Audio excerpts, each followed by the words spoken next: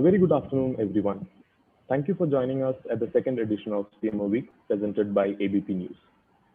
The changes we saw in 2020 will have far-reaching implications for many product categories in 2021. At CMO Week 2.0, through a series of panel discussion with marketing leaders, we will dive deep into several product segments that have undergone a sea of change and are tackling a new reality this year. To begin with, I would like to thank our sponsors, presenting partner ABP News and associate partner Shutterstock. On the panel, we have Mr. Aparna Mahesh, Chief Marketing Officer, Great Learning, Mr. Arjun Mohan, Chief Executive Officer, India Upgrad, Mr. Arun Iyer, Founder and Creative Partner, Spring Marketing Capital, Mr. Kashyap Dalal, Co-Founder and Chief Business Officer, Simply Learn, and Mr. Siddharth Bakshi, Head of Marketing India, Udemy. Now introducing you to the moderator of the session, Mr. Abid Hussain Barlaskar, Senior Correspondent at APAX. Once again, thank you everyone for joining. Before we start, can we please have the AV?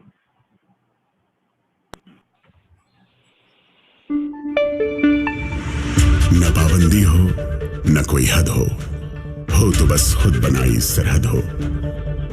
ये मुहिम है परतों में छिपे हर सच की तलाश की, सियासत पर रखी पैनी नजर और आंख की, खबरों की दुनिया में एक जिम्मेदार आवाज की, जुर्म और जुल्म के खिलाफ हर बेबस के लिए इंसाफ की। जब कोई हद नहीं इंसानियत के लिए जज्बात की, जब कोई हद नहीं खुशियों और ख्वाब की, तब कोई हद क्यों हो नए नजरिए और बदलाव की। तोड़ के हदों के ताले नए सपनों को पाले, बांधे सबको एक धागे, आपको रखे आगे ABP news.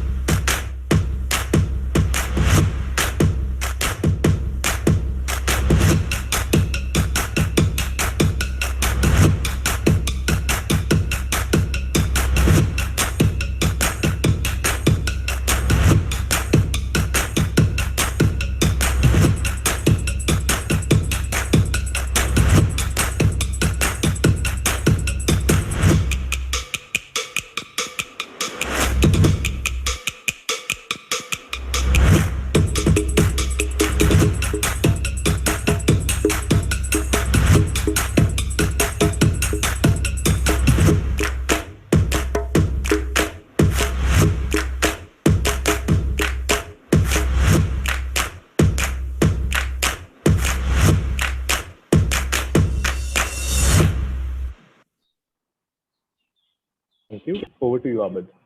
Thank you, Abhinav. Before we go into what has happened in the industry, I'd like you to just look at me as a consumer. I have been having this extremely strong urge, an overwhelming urge to learn something on the internet. It's primarily because I've been seeing people around me do so.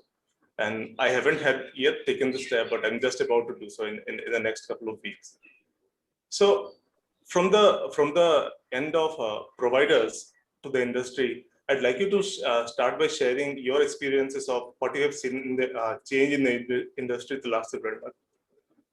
So I'd like Siddharth to start. Thanks, Abid. So I think great question there, Abid, and we do get to see a lot of traction from consumers about upskilling in general. I think just to begin with, to set the context, I think right now the way things are in terms of the anxiety around jobs, just the anxiousness amongst people about so many things happening around, right? It just stems from how things were maybe say about 10 years back, right? The kind of education system that we've had till now was potentially made for a different world. Right now, the world is changing rapidly, and the onus lies on the individual, the way you mentioned, right? The onus really lies on the individual to upskill themselves, to get them abreast with the latest in their field of work. And that's where I think, upskilling as a format, or even continuous learning as a mechanism has really come along in a very big way. Uh, Again, taking the example of the kind of growth that we have seen on Udemy. Udemy is a marketplace for anybody who has the passion to teach, to come online and talk and teach the skill that they have learned, and for any learner to come find the right instructor for themselves and learn from those courses, right? And that's where it the plethora of options, or the breadth of courses available on Udemy can actually help a user start thinking about how he wants to shape up his future, and the onus really lies on him to actually take that journey forward. Aparna? Thanks, Abid. Good to be here. I hope everyone's doing well and everyone's safe. Coming to upskilling, right? It's a great point that you brought up about the fact that you are motivated right now to sort of learn, because that's what you seem to be seeing happening around you. The fact is, upskilling is a relatively new phenomenon, right? And I think it's sort of come to the fore in the last maybe 5-7 years because of the changing nature of business, just because of the way technology has been disrupting the way different businesses are being conducted. And the more the disruption in a given industry, the higher the need for upskilling in that particular industry. And so we've been seeing that ramp up. And then, of course, we enter year 2020, where there's just disruption all around. And, I think the one thing that very clearly came away from that was both businesses and individuals who were digital, and who were fairly deep into technology were the ones who got away relatively unscathed. So what does that really mean for professionals? I think what we've seen in the last year is, I think, initially after the panic settled, I think it became fairly clear to a lot of professionals that in an increasingly volatile world, upskilling is probably going to be the only source of stability, because the rate of obsolescence is just getting so high. And they all realize right now that everyone needs to be ready for the digital economy. And I think that's what we've seen at Great Learning in the last year. Our online business has significantly grown. It's a growth of about 250%. What we also saw was, we launched Great Learning Academy, which is our flagship brand for free courses. And what we saw there is we've just about finished 1 million learners on that platform, just as we come close to completing 1 year. And I think that if nothing else, is a fantastic testimony to the fact that suddenly, right, learning, upskilling is at the center of our consciousness. Everyone wants to do it, and everyone realizes they need to do it. And I think that's what platforms like ours are definitely seeing in terms of trends. Thanks, Aparna. Arjun, how has your experience been? Hi. First of all, thank you so much. It's great to be with you guys here. We always start by saying last 1 year, but looks like this is going and going and going, and we don't even know when it's going to stop. And very interestingly, we underwent a few trends during the last 14 months. First about a full lockdown, then people figuring out what to do, then slowly offices coming back, and there was a change, and again now going back in. So one clear pattern which came in, obviously, was the increase in traffic. There's humongous increase in traffic. So initial part, immediately after lockdown, when people were settling down, you saw a 5x, 6x increase in traffic. Predominantly, people were looking at sampling things, looking at free programs, looking at seeing, okay, whether this will work. So good part was that a lot of fence sitters would have never really tried out an online program, started trying it out. So, but then at the same time, there was also the uncertainty which was there. Everyone knew that they have to do something.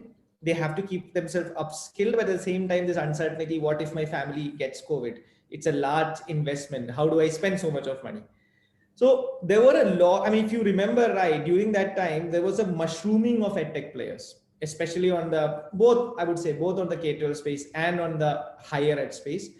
But in 6 months' time, you could see that only the ones having a good product, which could keep the customer engaged on, and more importantly, having a good sales and marketing engine, because now the sales cycle has like really got up. It's like you have to make 11, 12 conversations with a customer to actually convince him that, hey, this is what you need today.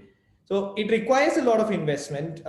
Rightly said, some of the players, Great Learning, Simply Learn, us including, went out in the market talking about upskilling, which really helped. So that's the trend which is coming out. Yes, like Aparna just mentioned, the numbers have been impressive, no doubt about it. But I would say it has been a lot of resilience, lot of work in last 1 year, and then everyone here will say the same thing. It's been a tough year, but very happy at the way it has been going. The sector has finally come onto the front stage, I would say. People really see online learning as an opportunity today, which will help them go to the next level. 1 million learners, paid learners, yes, 100 crore, 1,200 crore run rate. All these are outcomes of it. But I would say that what is really being seen today is there is a learner today who has a need, who has time, and who has money, because there's nothing else to spend today, right? But he is still uncertain on what he needs to spend with. And that's where the game is. I am very clear that this is what is required for a learner today to keep going on in his career trajectory, but convincing them is what the act is. And as marketers, I mean, me including, although I'm not a CMO here, but yeah, me including, that would be our work going forward. Arun, I'd like you to share your observations from an agency and brand partner standpoint. What has your observations been about upskilling?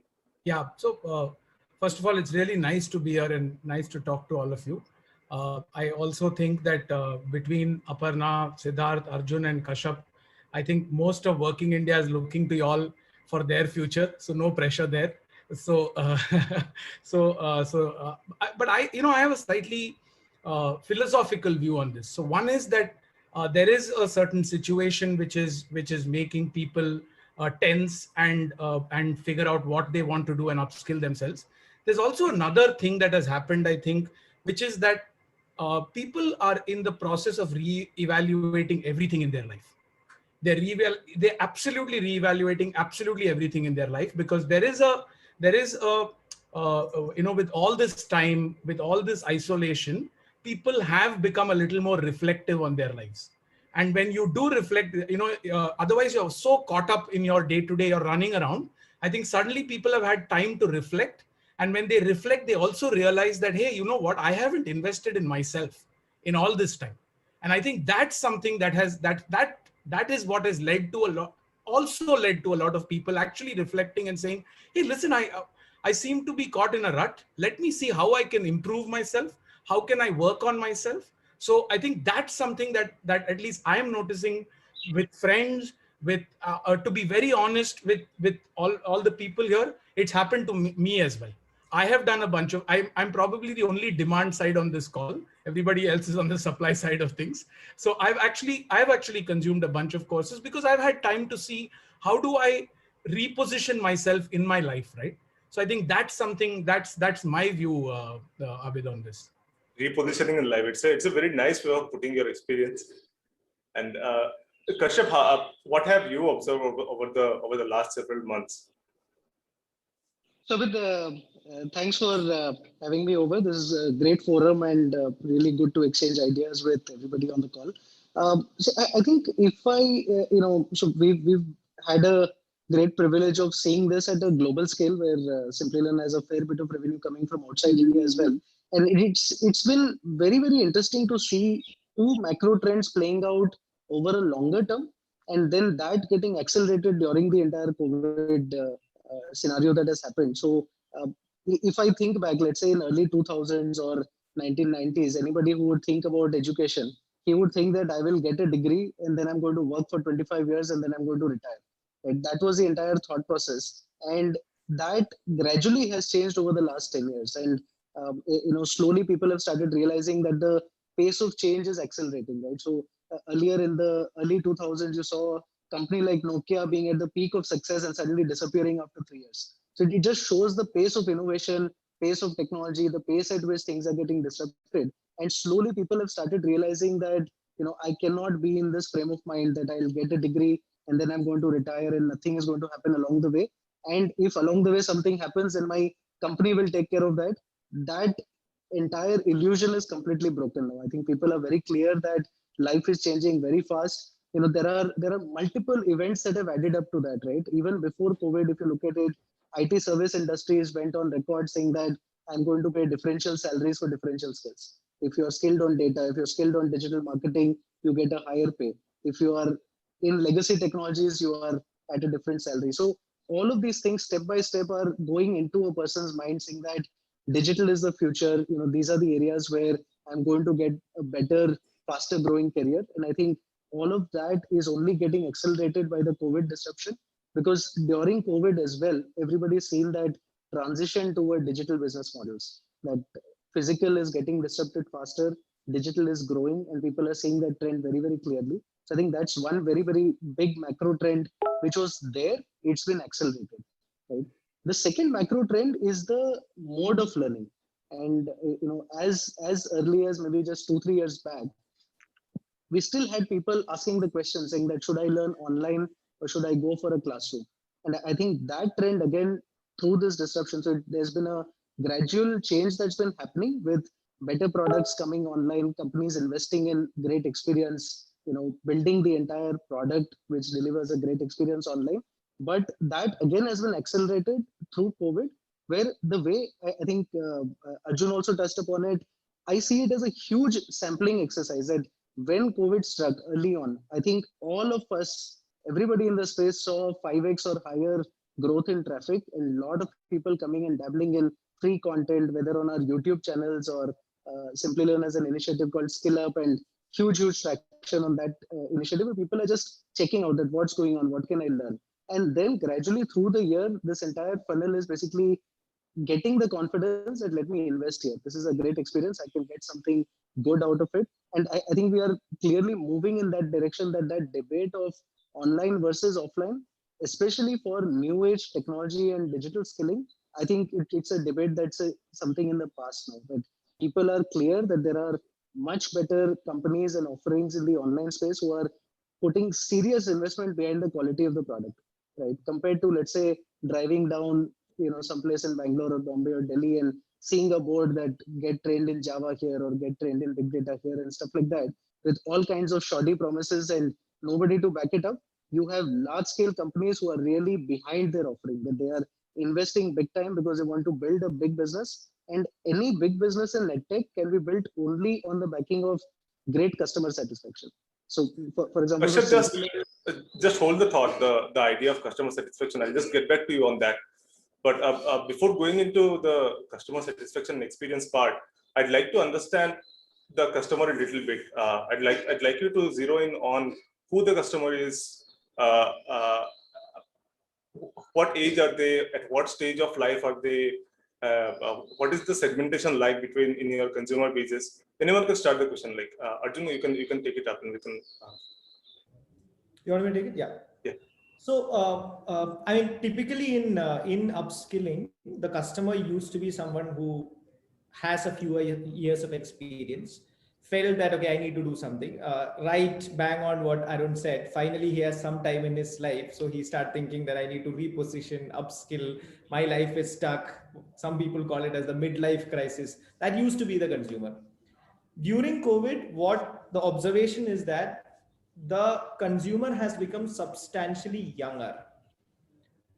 Could be the pace at which we are going. So earlier it used to be a 5 years, 6 years, 4 years experience. Today it's even a 2-year experience. Even a guy who's just during his training time, he feel that, okay, I'm not trained enough. Should I do something else? So that's the typical working professional. If you ask me one single aspect which goes through this customer, it is the aspiration and ambition to go ahead in life. It is that idea which brings a customer to start thinking that I should do upskill. So always our philosophy or any edtech's philosophy today is how do you drive that ambition? I mean, that's how the entire education works, right? So that's one part of it. But then too many things are happening these days in online education. That's just one segment, I would say. Online degrees through the new education policy is a big one. That can really be a game changer. Similarly, because people are not able to go abroad today and work and go to those international universities, but it's still they want to have a certification from that university. That's another one which is emerging in. So this is typically how I would put the consumer as. So Aparna, like at your end, how would you like to, like, I'd like you to segment it slightly on a different note, geographically and also from a gender point of view. Like digital doesn't really have a lot of barriers. Like you can literally do it from anywhere. I can do it from a small town, and I'll have a similar experience to one who is doing it from, say, Delhi or Bangalore. So what has your experience been between the cities and the smaller towns? And also from the gender point of view, do you see the ratio changing? So I'll first step back a little, and I would just want to add to what Arjun said. Actually, the age segmentation varies by programs, right? So, so we also have people with 10 years of experience who are signing up for certain programs like, let's say, design thinking. So I think it depends on which stage of your career you are in. Yes, definitely, the youngsters have a ton of appetite, but a lot of this could either be, is this going to help you just learn better and do your job better, or is it going to be a stepping stone onto something? Either you want to change tracks within your career, you want to move to a different domain, etc. So I think those motivations determine what age group comes into our different programs. As coming to the city divide, I think, yeah, definitely in the last year we've seen, for instance, a lot of people have moved back to their hometowns, and they're all working from there, and I think that will be the new reality, even if we eventually do get back to the offices. And definitely I think they're continuing to learn from where they are, and I think tier 1 towns have anyway sort of, and they were spared the big brunt of COVID the way that the big cities saw it initially in any case. So yes, we've definitely seen interest coming in from the smaller towns as well. For when it comes to the gender split, I would just want to say that it will still mirror what you see in the work world, right? Which means at the entry level, you will still have more women who get into the workforce, and they're probably okay to do some of these courses. But as you move further and further, it tends to skew more towards the male learners. Very interesting. And so while a lot of consumers are coming onto your platforms, what is keeping them on the platform? Like, what is the drop off like? What are you doing to keep them on the platform to make sure that they reach the end of the course? Kashyap, I'd like you to take this one. So, the way we look at it at Simplilearn is more this, that our entire focus is more to look at this like a boot camp. So the way, in fact, we even differentiate our offering in the market is essentially by the level of live engagement that we offer. So, I mean, if I just take a step back and think of it from a learner perspective, on one end, you have huge e-learning libraries where it's more do it on your own. And you can dabble in n number of courses at a fairly low entry price. And then you have a much more engaging bootcamp kind of a model where it is lot of live training by industry practitioners, integrated labs, working on projects and learning by doing. So our entire approach towards product is more that we basically think of it as classroom in the cloud, that you have live industry practitioners teaching you, then you apply it on a project, you actually execute it, and then that's how the learning happens. And finally you get certified and you are qualified either to be a data scientist or a cloud architect or whatever it may be. So the entire approach is more to design the product in such a way that there are lesser chances for somebody to drop off. I think on online learning side, the biggest reason for drop off is that you are either learning on your own and it gets boring after a while, or you hit upon a doubt and you can't get it clarified and then you are stuck and then you drop off from the program. So essentially the entire product offering itself is designed in such a way that you want to gun for a 90% kind of completion rate, that everybody who comes in, unless there is some life event that leads him to drop off in the middle, the program should be designed in such a way that each and every person gets the outcome that he desired. So that's typically been our experience and focus in terms of how to make sure that people achieve what they come in for. Request to our viewers, please feel free to post our questions, and also a request to our panelists, also feel free to respond to the questions on the chat box. So Siddharth, I'd like you to add on to what Kashyap mentioned. At your end, the model is slightly different. It's a marketplace model. So what role does your platform play when it comes to ensuring that a consumer is completing his course and reaching the end of it? So I think over the last 1 year, alongside the 200% increase in enrollments that we have seen, we've also seen a significant jump in course consumption from users who have already registered in their courses. So I think, like Arjun was mentioning, that since people potentially have a bit more time in their lives, so they are looking up to complete the kind of courses, all the courses that they have registered for.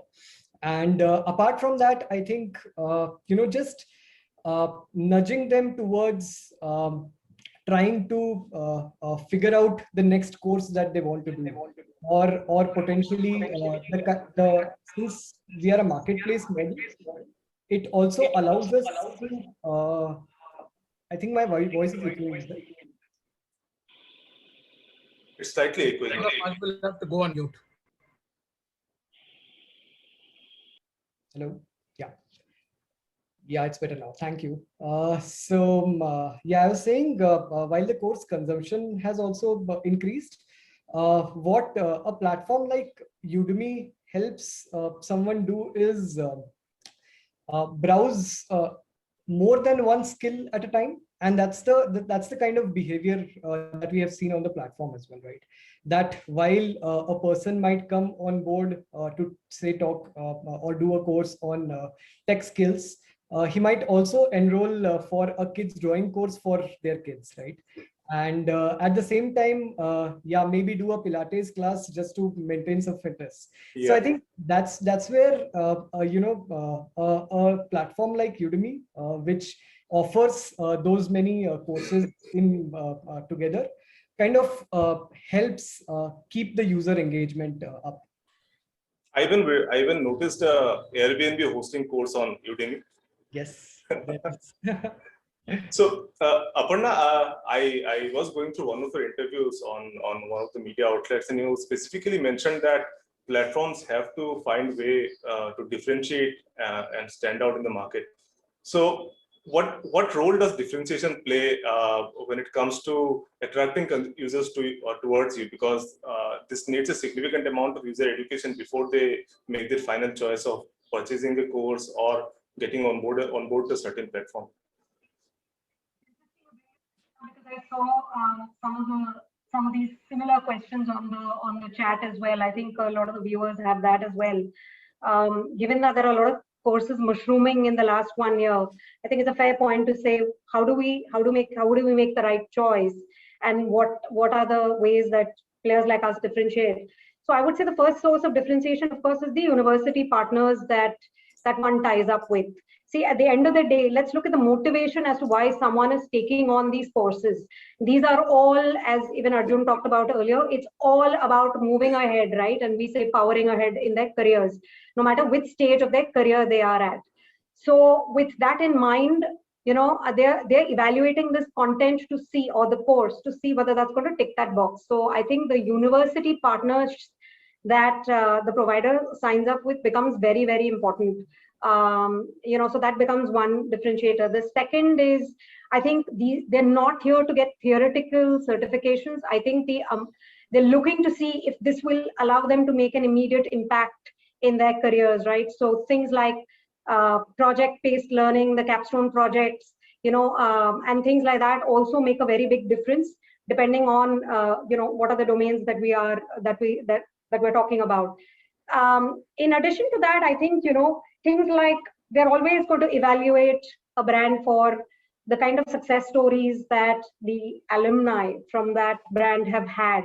What are the kind of career transitions that others who have done these courses have seen? So that's a very important thing that I think that people are constantly looking for, and I think brands need to talk about it as well. So yeah, I would say broadly it comes down to the university partners, the structuring of the program, the projects and things like that. And of course, what is the kind of career support that you could expect from this at the end of it? Because, as I said again and again, the motivation is all about moving ahead in one's career. Yeah, so those would be my top takes. So university partnerships. So Arjun, I'd like you to expand on that line, because while you have your partnerships with specific universities, both globally and in India, certain universities, like pretty well-known universities and institutes, also have their own digital learning and online education courses. So do you see that competing with your services, or how does that work out on that front? See, you're absolutely right. And that's the fact of life. There are the universities will eventually try to do it in multiple platforms. Everyone wants to leverage their brand. So the way I would like to think about it is, short term, yes, we will all have to rely on university brands to bring in credibility, because that's what it is. They bring a lot of credibility. Even if we are doing all delivery, it is their name which brings in credibility to the delivery. But in long term, or at least that's what my dream is, I would want Upgrad to be a brand to reckon on. When it comes to online learning, I want the brand to be that mod, and brand of the platform to be that mod. And that is one reason why, if you look at the way, and I'm just trying to connect it to the earlier question also you said, right? How do you ensure that a customer or a learner is engaged throughout his journey? And that's fundamentally the whole thing. That is what it is. Maintaining that 87%, 89% at scale. If you're able to do that, then you have won the game, right? I mean, I come from K-12, and Arun can, back me up. I was just getting to both of you. Something which I've struggled all my life with, and one of the reasons why I moved to higher ed is because I felt that outcome-driven learning online is actually possible in higher ed, because the learner, once he comes to the platform, is already quite desperate, and hence the 50% you need from the learner is there. While in K-12, it's the parents who pay for it, right? And it's kids. That's always the problem. So what we have always tried to do is, this is one place, the learning experience, the learning platform is one place a lot of investment have gone in globally. What we try to do is, first of all, the outcome which a learner needs is first of all understood, whether it's a transition, whether it is a acceleration, promotion, whether it's professional confidence. We try to create a customized journey for the learner to reach the outcome that learner wants to do. And this is productized to a large extent, where there are milestones put and tracked, and most importantly shown to the learner. So you're told that, hey, you came in at point A, now you're at point B. A lot of times we see that things become pretty tough, because let's accept it, these learners are working and learning. It's a lot of work. You have to first of all appreciate the amount, the sign up they are doing. It's a lot of work. It's like 15 hours additionally putting a week is not easy. And you need that kind of work to get the outcomes of it. So at times when it's a tough project going on, when something else is not going right at home, there will be times they flip, which is where a manual intervention still becomes very important. Although you have productized, made it as automated as possible, finally a mentor calling them, saying that, hey, what happened? Is there anything I can help you with? Okay, you have a problem with submission. I do understand you can't do it. I will give you an extra extension to it. All this helps a lot. Right. So so what I'm trying to say is, yes, Upgrad or Simplilearn or Great Learning or Udemy, we are not there yet to give out certificates or degrees which will have that weightage. But I would say the brand we are building with all these services, which is single-mindedly focused on the fact that the learner should finally get the outcome, will eventually make these brands something to reckon with. And that's what I would like to reach out to. And that would be my differentiation. It's a long process, but step by step, we'll all reach there. So Arjun, I'd like you to stay with me on the next question as well. And this one is also for Arun. So both of you have been very deeply involved with EdTech, especially for the kids segment, the K-12 segment, as you mentioned. So how do you see the surge in kids online education impacting upskilling eventually in the longer run? Because that could build the taste of learning online right from the younger years, because we are still getting.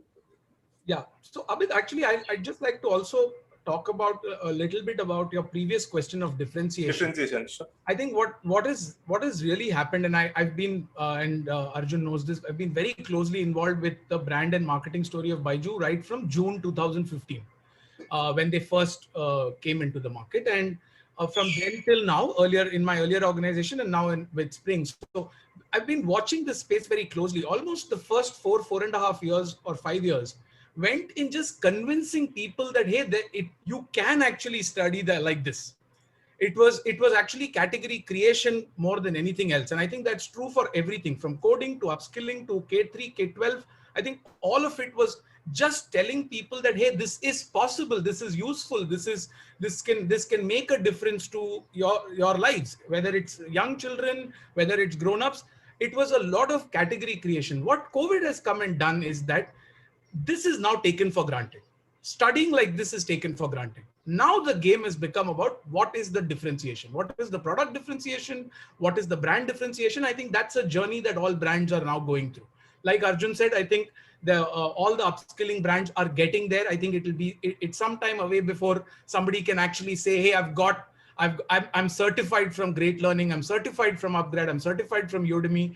And I think all of that will happen. And that the brands are walking that journey right now. But what has fundamentally changed is that people don't need to be convinced anymore that this is the way of doing it. People need to be now convinced about, hey, this is a great platform for you. And the differentiation on product is so nuanced in education, because almost every individual household, every individual comes with a slightly differentiated need, slightly differentiated understanding of and how they grasp things, and the platforms have to ensure that all of that happens. So it's not easy at all. It's quite a task that these brands are set out to do, and at the same time, keeping your awareness high is also important, because you need to be a preferred choice. So awareness brings them in, and then the product differentiation keeps them in, right? So it's a journey that I think the entire edtech space has moved into that direction now, of how do you make sure, and which is why we are seeing crazy activity even from the fundraising and point of view, right? Because there are so many. I think the edtech acquisitions is, I think right now, keeping pace with it, I think one of them needs to put out a course for that, I think. Just keeping pace with the edtech acquisition. So I think that's the, and I think internationally, like for example, I can talk about Siddharth, and you would know this. Udemy internationally does phenomenally beautiful testimonials. Like those are Yes. Those testimonials are just, you get moved when you see that. It's beautiful. And I think, and when you see that, when you hear that, you feel like, hey, this is changing people's lives, and how can we participate in this? So I think it's very nuanced, and a lot of that is going on. So there's a very interesting question that Shilpi has put in a question answer box, and anyone can go ahead and take it. So how big is an opportunity is there for regional language courses on learning platforms? Kashyap, you can take it first.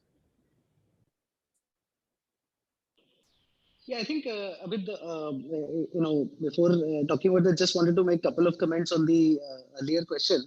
On this entire piece of differentiation, I think one of the things that I definitely see as a trend, and a lot of players, including Simplilearn, Upgrad, Great Learning, and everyone is focused on, is this entire thing of beyond, the educational universities and the university brands, also bringing in a very, very strong career orientation to these programs. And typically, a university, the program that the university offers is still slightly academic and focused more on academic outcomes, whereas the real aspiration for which people are actually looking out for these programs, it's more direct career benefit.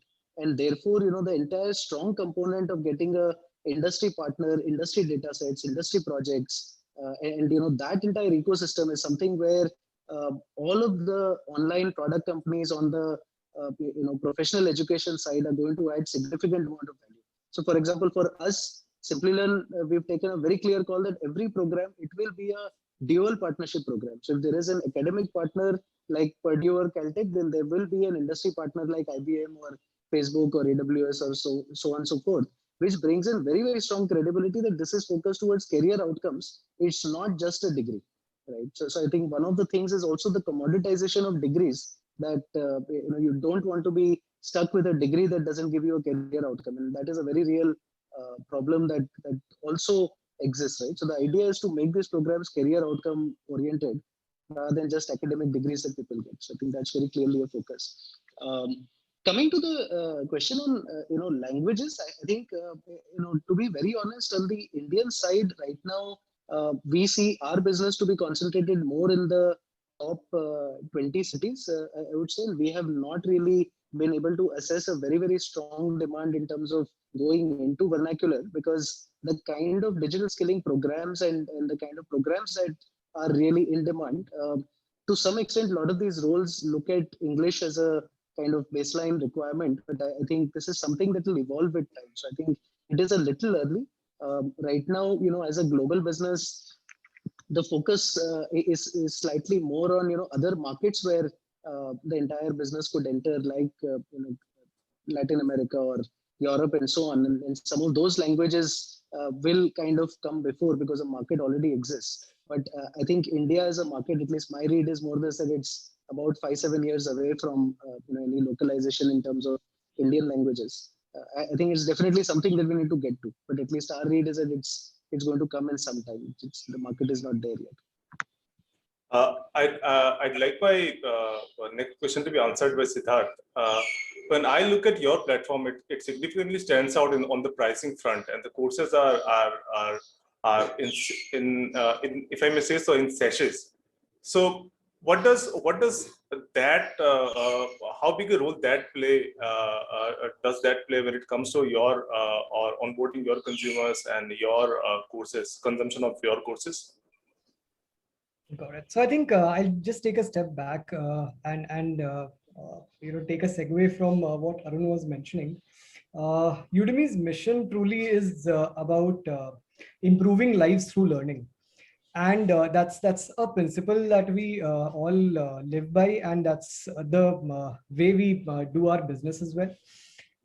And hence, I think we have many customer stories where we have truly impacted the lives of people through learning. Now, when we talk about learning and we talk about improving lives, I think a major point that the reason why people have moved to online learning also is because of the fact that it is much more accessible, right? So access definitely is one of the I would say pillars of why online learning has come to the fore. Now, access can also be from a consumer standpoint, it can also be about the value that a course gives you, right? And hence, affordability comes to the fore. That's where I think Udemy as a platform is much differentiated because like you mentioned, right? And to also take a segue from Kashyap's comment about being outcome oriented, I think what's also happening with the industry right now is potentially the game is changing towards making skills the real economy, right? We are in a skilling economy, and hence courses on platforms like Udemy talk about certain specific skills that one needs to have, and those skills can keep evolving with time or rapidly changing with time as well, right? That's where I think being accessible to people in terms of affordability, primarily on the back of the fact that we want to improve lives through learning, And the second part is it's a skills economy, and people want to keep upskilling themselves on a continuous basis. That's where again accessibility will play a major role. So we have already outshot our time limit. I'd like each of our panelists to take a few seconds and wrap the future of upskilling in India in a few words. In a few words, the maximum I can afford is a sentence. I'd like Aparna to start. In the future, career success is going to be a function of constantly investing in oneself through upskilling, rather than some sort of a big boost that they get at the start of it. So it's going to be a necessity for career success. Kashyap? Yeah, I think I would really, take this to address a couple of questions that I'm seeing over here, around credibility of online certifications and certification mongering, and if so many people are getting certified, how do you stand out and so on. See, I think everybody needs to realize that this is a trend that nobody can get away from, right? So you can keep having concerns saying that others are also getting certified, will a certification carry value? The fact is that the skill carries value. Industry is moving towards people who have these skills and can deliver on the job. You need to find a program that can get you skilled. A certification is just a symbol, right? So I think it is extremely critical for people to wake up and take charge and go and get the skills that are in demand in the future and not get stuck with legacy skills. I think that people should not, like, just a data point, 5 million, 6 million people in the IT service industry. Kashyap, all I can afford is a sentence. In IT services, there are a few thousand people getting certified every month, right? So the whole point is more this, that people need to wake up and realize that this is there in front of them. It's not something that they can take a step back and be cynical about, right? People have to skill, they have to get ready for the future. Siddharth? Yeah, I think, like I mentioned before, it's a skills economy today, and continuous learning will be the name of the game. So I think that is where the consumer really needs to be, and the onus truly lies on the consumer to take charge of his learning, and the power is in his hands because of the entire, there are so many different brands, and there are just so many different avenues that one can learn from. I think continuous learning and continuously upskilling is the name of the game. Arun? Yeah, so we do have a corporate philosophy for Byju that we came up with, which is basically says just 2 words, which says keep learning. And I think there is nothing encapsulates this space better than that. And in my view, upskilling is going to be way of life. There is going to be no other way of life. Ajay? Yeah, so I just want to tell all of our listeners today that in last 14 months, the working professional segment is going through a record number of job changes and job selections. And every one of these job interviews happened online. So no longer does your interviewer cares whether you got that skills online or in a classroom. The only thing they care about is whether you got that skill. So keep learning and keep learning online. That's all I have. Thank you so much. Before we drop off from our panel, we have a short presentation from our sponsor. Abhinav, can we switch to AB, please?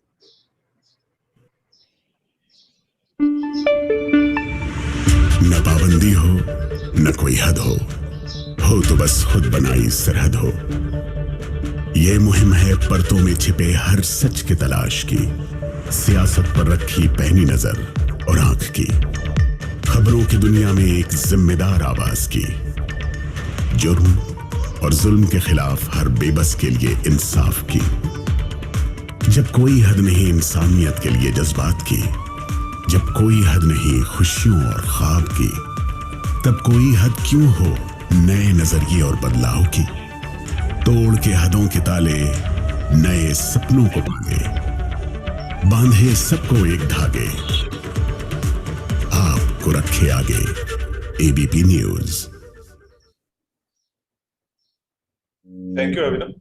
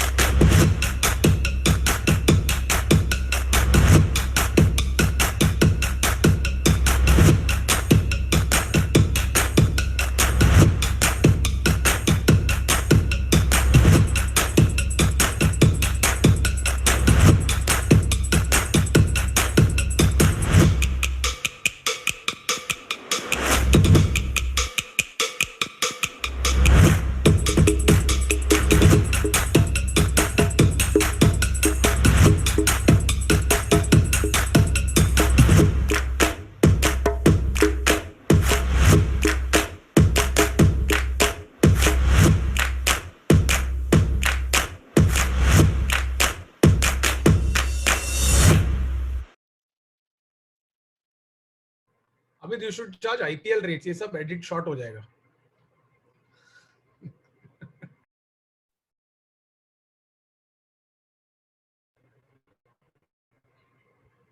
Are we done? Thanks, guys. Thank you so much.